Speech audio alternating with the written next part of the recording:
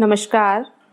आज मैं आपके लिए लेकर आई हूँ मुंशी प्रेमचंद जी की कहानी सती। आइए कहानी सुनते हैं।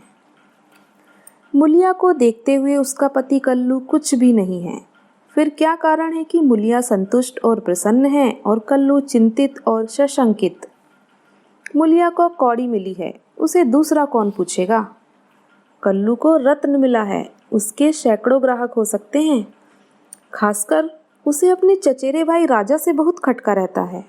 राजा रूपवान है, रसिक है, बातचीत में कुशल है, स्त्रियों को रिझाना जानता है। इससे कल्लू मुलिया को बाहर नहीं निकलने देता। उस पर किसी की निगाह भी पड़ जाए, यह उसे असह्य है। वह अब रात दिन मेहनत करता है, जिससे मुलिया को किसी बात का कष्ट न हो। उसे न जाने किस पूर्व जन्म के संस्कार से ऐसी स्त्री मिल गई है। वह उस पर प्राणों को न्यौछावर कर देना चाहता है। मुलिया का कभी सिर भी दुखता है तो उसकी जान निकल जाती है। मुलिया का भी यह हाल है कि जब तक वह घर नहीं आता मछली की भांति तड़पती रहती है। गांव में कितने ही युवक हैं जो मुलिया से छेड़छाड़ करते रहते हैं, पर उस युवती की दृष्टि में कुरूप कलुआ संसार भर के आदमियों से अच्छा है। एक दिन राजा ने कहा, भाभी, भैया तुम्हारे जोग न थे। मुलिया बोली, भाग में तो वह लिखे थे, तुम कैसे मिलते। राजा ने मन में समझा, बस अब मैदान मार लिया है। बोला, विधि ने यही तो भूल की। मुलिया मुस्कुराकर बोली, अपनी भूल तो वही सुधारेगा। राजा निहाल हो गया। तीज के दिन कल्लू मुलिया के लिए लट्ठे की साड़ी लाया। चाहता तो था कोई अच्छी साड़ी ले, पर रुपए न थे और बजाज ने उधार न माना। राजा भी उसी दिन अपने भाग्य की परीक्षा करना चाहता था। एक सुंदर चुनरी लाकर मुलिया को भेंट की। मुलिया ने कहा, मेरे लिए तो साड़ी आ गई है। राजा बोला, मैंने देखी है तभी तो मैं इसे लाया। साड़ी तुम्हारे लायक नहीं है। भैया को किफ़ायत भी सूझती है तो ऐसी बातों में। मुलिया कटाक्ष करके बोली, तुम समझा क्यों नहीं देते। राजा पर एक कुल्हड़ का नशा चढ़ गया। बोला, बूढ़ा तोता नहीं पड़ता है। मुलिया, मुझे तो लट्ठे की साड़ी ही पसंद है। राजा, जरा यह चुंदरी पहनकर देखो कैसी खिलती है।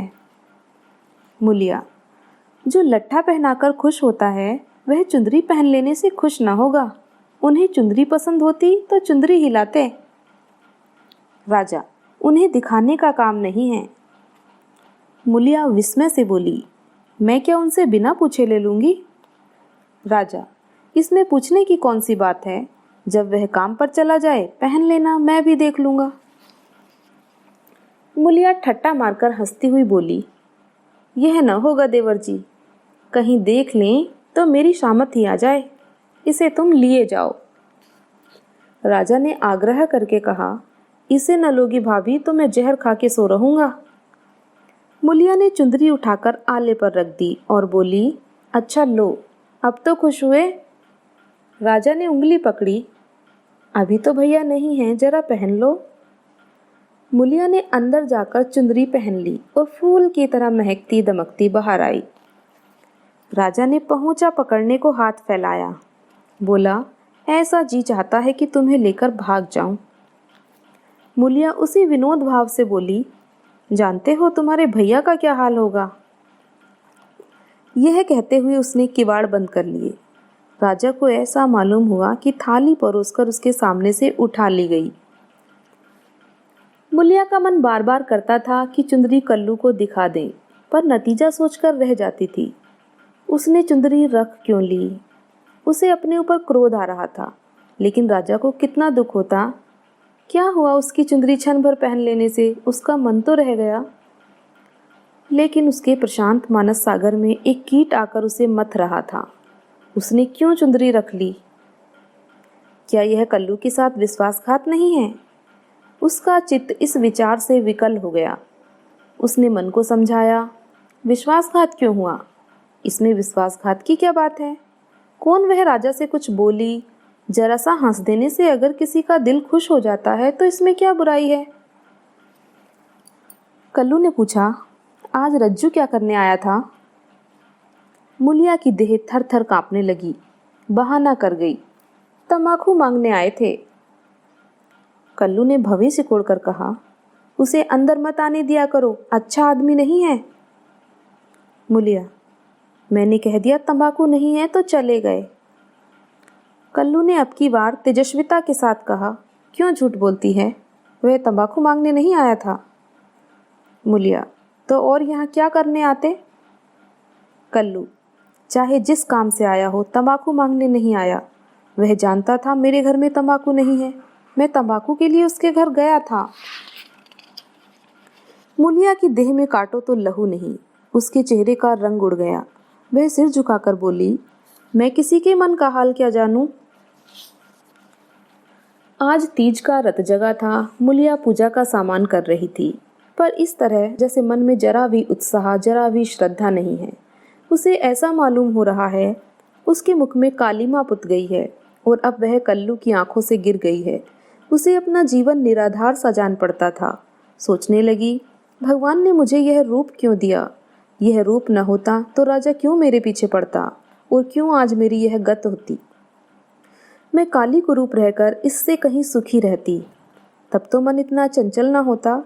जिन्हें रूप की कमाई खानी हो वे रूप पर फूले, यहाँ तो इसने मटिया मेट कर दिया।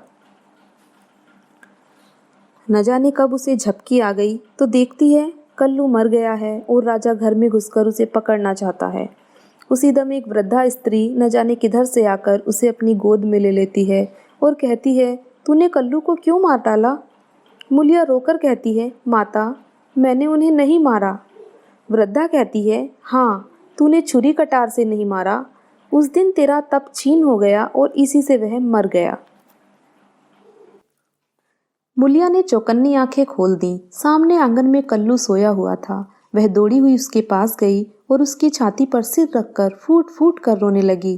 कल्लू ने घबराकर पूछा, कौन है मुलिया, क्यों रोती हो, क्या डर लग रहा है। मैं तो जाग ही रहा हूँ। मुलिया ने सिसकते हुए कहा, मुझसे आज एक अपराध हुआ है, मुझे क्षमा कर दो।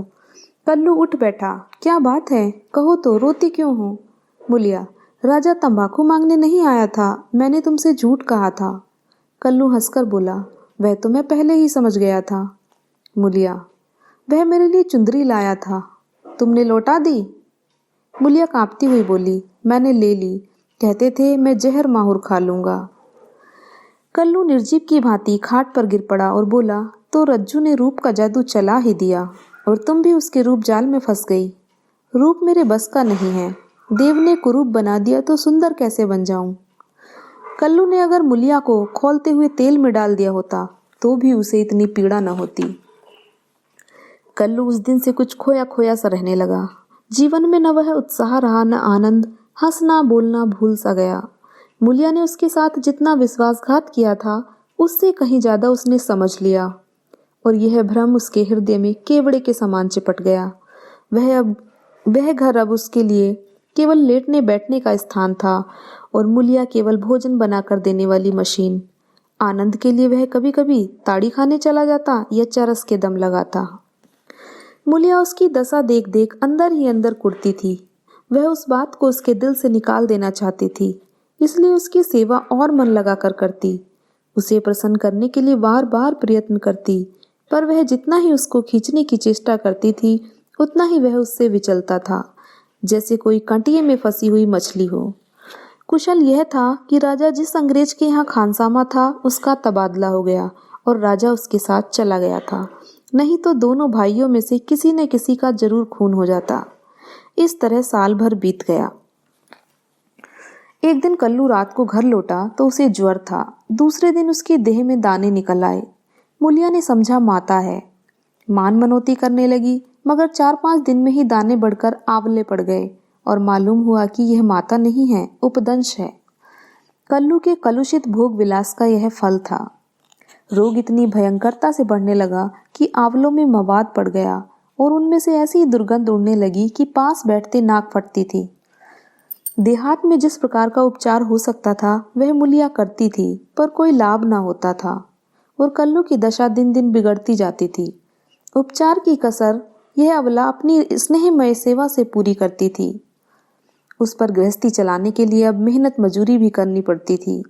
कल्लू तो अपने किए का फल भोग रहा था, पर मूलिया अपने कर्तव्य का पालन करने में मरी जा रही थी। अगर कुछ संतोष था तो यह है कि कल्लू का भ्रम उसकी इस तपस्या से भंग होता जाता था। उसे अब विश्वास होने लगा था कि मूलिया अब भी उसी की है। वह अगर किसी तरह अच्छा हो जाता तो फिर उसे दिल में छिपा कर रखता और उसकी पूजा करता। प्रातःकाल था। मूलिया ने कल्लू का हाथ मुंह धुलाकर दवा पिलाई और खड़ी पंखा डुला रही थी कि कल्लू ने आंसू भरी आंखों से देखकर कहा, मूलिया, मैंने उस जन्म में कोई भारी तप किया था कि तू मुझे मिल गई। तुम्हारी जगह मुझे दुनिया का राज मिले तो भी न लूं। मूलिया ने दोनों हाथों से उसका मुंह बंद कर दिया और बोली, इस तरह की बातें करोगे तो मैं रोने लगूंगी। मेरे धन्य भाग कि तुम जैसा स्वामी मिला। यह कहते हुए उसने दोनों हाथ पति के गले में डाल दिए और लिपट गई। फिर बोली, भगवान ने मुझे मेरे पापों का दंड दिया है। कल्लू ने उत्सुकता से पूछा, सच कह दो मूला, राजा और तुम में क्या मामला था? मूलिया ने विस्मित होकर कहा, मेरे और इसके बीच कोई और मामला हुआ हो तो भगवान मेरी दुर्गति करे। उसने मुझे चुंदरी दी थी, वह मैंने ले ली थी, फिर मैंने उसे आग में जला दिया, तब से मैं उससे नहीं बोली। कल्लू ने ठंडी सांस खींचकर कहा, मैंने कुछ और ही समझ रखा था। न जाने मेरी मति कहाँ हर गई थी। तुम्हें पाप लगाकर मैं आप पाप में फंस गया और उसका फल भोग रहा हूँ। उसने रो रो कर अपने दुष्कृत्यों का पर्दा खोलना शुरू किया और मूलिया आंसू की लड़ियां बहाकर सुनने लगी। अगर पति की चिंता न होती तो उसने विष खा लिया होता। कई महीने के बाद राजा छुट्टी लेकर घर आया और कल्लू की घातक बीमारी का हाल सुना तो दिल में खुश हुआ। तीमारदारी के बहाने वह कल्लू के घर आने जाने लगा। कल्लू उसे देखकर मुंह फेर लेता, लेकिन वह दिन में 2-4 बार पहुंच ही जाता। एक दिन मूलिया खाना पका रही थी कि राजा ने रसोई के द्वार पर आकर कहा, भाभी, क्या आप भी मुझ पर दया न करोगी? कितनी बेरहम हो तुम। क्या दिन से तुम्हें खोज रहा हूँ, पर तुम मुझसे भागती फिरती हो। भैया अब अच्छे ना होंगे, इन्हें गर्मी हो गई है। इनके साथ क्यों अपनी जिंदगी खराब कर रही हो? तुम्हारी फूल सी देह सूख गई है। मेरे साथ चलो, कुछ जिंदगी की बहार उड़ाएं। यह जवानी बहुत दिन न रहेगी। यह देखो, तुम्हारे लिए एक करण फूल लाया हूँ, जरा पहनकर मुझे दिखा दो। उसने करण फूल मूलिया की ओर बढ़ा दिया। मूलिया ने उसकी ओर देखा भी नहीं। चूल्हे की ओर ताकती हुई बोली, लाला, तुम्हारे पैरों पड़ती हूँ, मुझे मत छेड़ो। यह सारी विपत्ति तुम्हारी लाई हुई है। तुम ही मेरे शत्रु हो, फिर भी तुम्हें लाज नहीं आती। कहते हो भैया आप किस काम के हैं। मुझे तो अब वे पहले से कहीं ज्यादा अच्छे लगते हैं। जब मैंने होती तो वे दूसरी सगाई कर लाते, अपने हाथों ठोक खाते। आज मैं ही उनका आधार हूँ, वे मेरे सहारे जीते हैं। अगर मैं इस संकट में उनके साथ दगा करूं तो मुझसे बढ़कर अधम कौन होगा, जबकि मैं जानती हूं कि इस संकट का कारण भी मैं ही हूं। राजा ने हंसकर कहा, यह तो वही बात हुई जैसे किसी की दाल गिर गई तो उसने कहा, मुझे तो सूखी रोटी ही अच्छी लगती है। मूलिया ने सिर उठाकर उसकी ओर सजोत नेत्रों से ताकते हुए कहा, तुम उनके पैरों की धूल के बराबर नहीं हो लाला। क्या कहते हो तुम? उजले कपड़े और चिकने मुखड़े से कोई आदमी सुंदर नहीं होता। मेरी आंखों में तो उनके बराबर कोई दिखाई नहीं देता। कल्लू ने पुकारा, मूला, थोड़ा पानी दे। मूलिया पानी लेकर दौड़ी। चलते चलते करण फूल को ऐसा ठुकराया कि आंगन में जा गिरा। राजा ने जल्दी से करण फूल उठा लिया और क्रोध में भरा हुआ चल दिया। रोग दिन पर दिन बढ़ता गया। ठिकाने से दवा दारू होती तो शायद अच्छा हो जाता, मगर अकेली मूलिया क्या क्या करती। दरिद्रता में बीमारी कोढ़ का खाज है। आखिर एक दिन परवाना आ पहुंचा। मूलिया घर का काम धंधा करके आई तो देखा कल्लू की सांस चल रही है। घबराकर बोली, कैसा जी है तुम्हारा? कल्लू ने सजल और दीनता भरी आंखों से देखा और हाथ जोड़कर सिर नीचा कर लिया। यही अंतिम विदाई थी। मूलिया उसके सीने पर सिर रखकर रोने लगी और उन्माद की दशा में उसके आहत हृदय से रक्त की बूंदों के समान शब्द निकलने लगे। तुमसे इतना भी ना देखा गया भगवान, उस पर न्यायी और दयालु कहलाते हो, इसलिए तुमने जन्म दिया यही खेल खेलने के लिए। हाय नाथ, तुम तो इतने निष्ठुर न थे, मुझे अकेली छोड़कर चले जा रहे हो। हाय, अब कौन मूला कहकर पुकारेगा? अब किसके लिए कुएं से पानी खींचूंगी, किसे बैठाकर खिलाऊंगी, पंखा डुलाऊंगी। सब सुख हर लिया तो मुझे भी क्यों नहीं उठा लेते। सारा गांव जमा हो गया। सभी समझा रहे थे। मूलिया को धैर्य न होता था। यह सब मेरे कारण हुआ, यह बात उसे नहीं भूलती। हाय हाय, उसे भगवान ने सामर्थ्य दिया होता तो आज उसका सिरताज यूं उठ जाता। शव की दाह क्रिया की तैयारियां होने लगी। कल्लू को मरे 6 महीने हो गए। मूलिया अपना कमाती है, खाती है और अपने घर में पड़ी रहती है। दिन भर काम धंधे से छुट्टी नहीं मिलती। हाँ, रात को एकांत में रो लिया करती है। उधर राजा की स्त्री मर गई, मगर 2-4 दिन के बाद वह फिर छैला बना घूमने लगा और भी छूटा सांड हो गया। पहले स्त्री से झगड़ा हो जाने का कुछ डर था, अब वह भी न रहा। अब की बार नौकरी पर से लौटा तो सीधे मूलिया के घर पहुंचा। इधर उधर की बातें करने के बाद बोला, भाभी, अब तो मेरी अभिलाषा पूरी करोगी या अभी और कुछ बाकी है? अब तो भैया भी नहीं रहे। इधर मेरी घरवाली भी सिधारी, मैंने तो उसका गम भुला दिया। तुम कब तक भैया के नाम को रोती रहोगी? मूलिया ने घृणा से उसकी ओर देखकर कहा, भैया नहीं रहे तो क्या हुआ? भैया की याद तो है, उनका प्रेम तो है, उनकी सूरत तो दिल में है, उनकी बातें तो कानों में हैं। तुम्हारे लिए और दुनिया के लिए वे नहीं हैं, मेरे लिए वे अब भी वैसे ही जीते जागते हैं। मैं अब भी उन्हें वैसे ही बैठे देखती हूँ। पहले तो देह का अंतर था, अब तो वे मुझसे और भी नगीच हो गए हैं और ज्यों-ज्यों दिन बीतेंगे और भी नगीच होते जाएंगे। भरे पूरे घर में दाने की कौन कदर करता है? जब घर खाली हो जाता है तब मालूम होता है कि दाना क्या है। पैसे वाले पैसे की कदर क्या जाने? पैसे की कदर तब होती है जब हाथ खाली हो जाता है।